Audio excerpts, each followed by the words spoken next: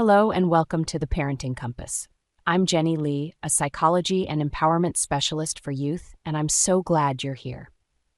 Over the years, I've worked with families to address some of the most common challenges in parenting, and one that comes up time and again is whining and complaining. Let's face it, whether it's a toddler asking for just 5 more minutes or a teenager grumbling about chores, whining and complaining can test even the most patient parent. But here's the thing. These behaviors aren't just about being difficult. Often they're a sign that your child is struggling to communicate their needs, emotions, or frustrations in a more constructive way. In today's video, we'll explore how to address whining and complaining in a way that's positive, respectful, and ultimately more effective. We'll talk about why kids whine, what they're really trying to express, and how you can respond in ways that foster better communication and emotional growth. Why kids whine? Whining and complaining are behaviors that almost all kids engage in at some point. To understand how to address them, it's important to know why they happen in the first place. For younger kids, whining often stems from a lack of language skills. They might not yet have the words to express what they're feeling, so they resort to a tone of voice that conveys their frustration or discomfort. For older kids, complaining is often a way to test boundaries, seek validation, or express unmet needs.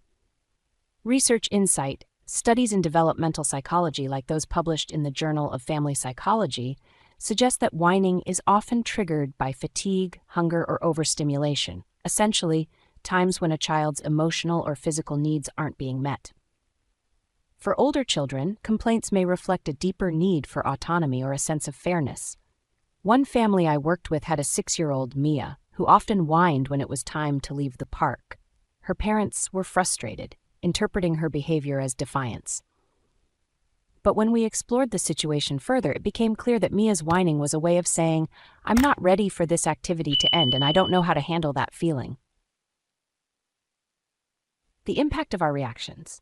As parents, our reactions to whining and complaining play a huge role in how those behaviors develop. If we respond with frustration, "Stop whining," we may inadvertently escalate the situation, making our child feel unheard or dismissed. On the other hand, overly accommodating their complaints, giving in just to stop the whining, can reinforce the behavior, teaching them that whining is an effective way to get what they want. The goal is to strike a balance, acknowledging your child's feelings while guiding them toward more constructive ways of expressing themselves. Case example.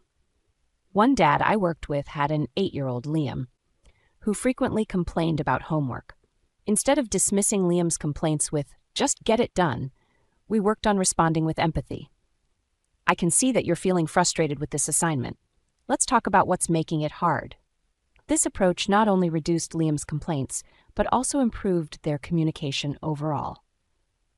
Whining as a communication tool. Whining is often a child's way of saying, "I need your attention," or "I'm feeling overwhelmed." By addressing the underlying emotion or need, you can often resolve the whining without turning it into a power struggle. For example, if your child whines about not getting a snack right before dinner, they might actually be saying, "I'm hungry and I don't know how to wait."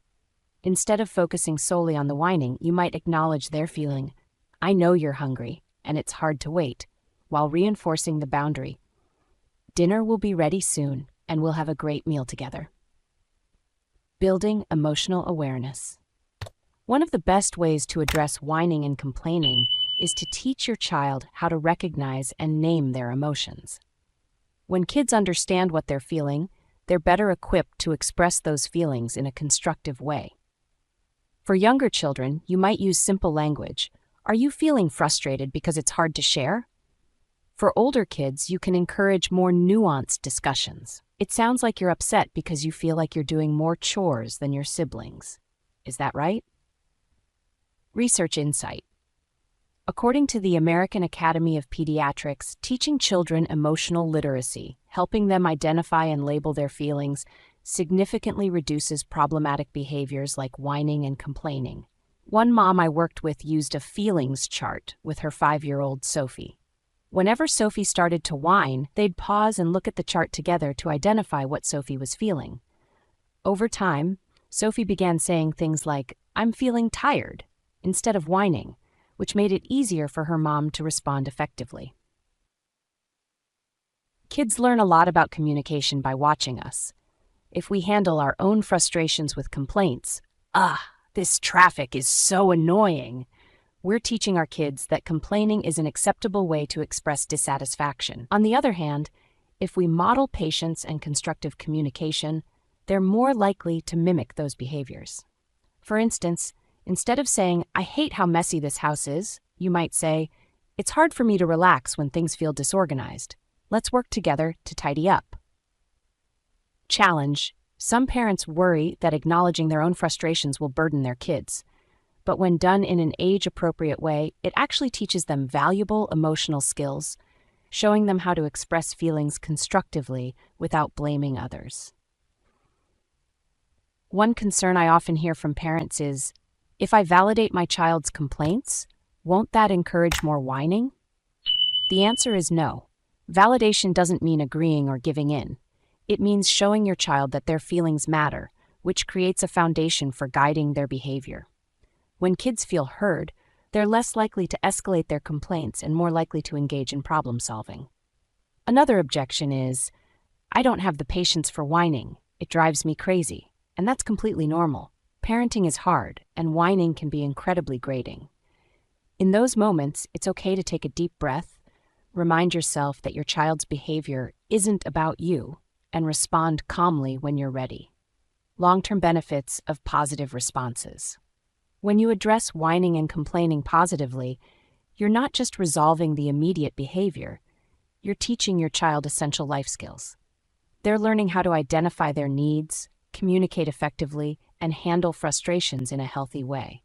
And these skills will serve them well beyond childhood. Whether it's navigating friendships, succeeding in school, or managing challenges as adults, the ability to express emotions constructively is a cornerstone of resilience and emotional intelligence. Whining and complaining are part of growing up, but they don't have to be a source of constant frustration. By understanding the emotions behind the behavior, modeling constructive communication, and fostering emotional awareness, you can address these challenges in a way that strengthens your relationship with your child.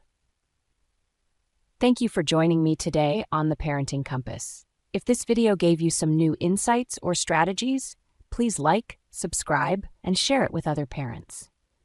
Together, let's create homes where frustrations are met with patience, understanding, and growth. I'll see you in the next video.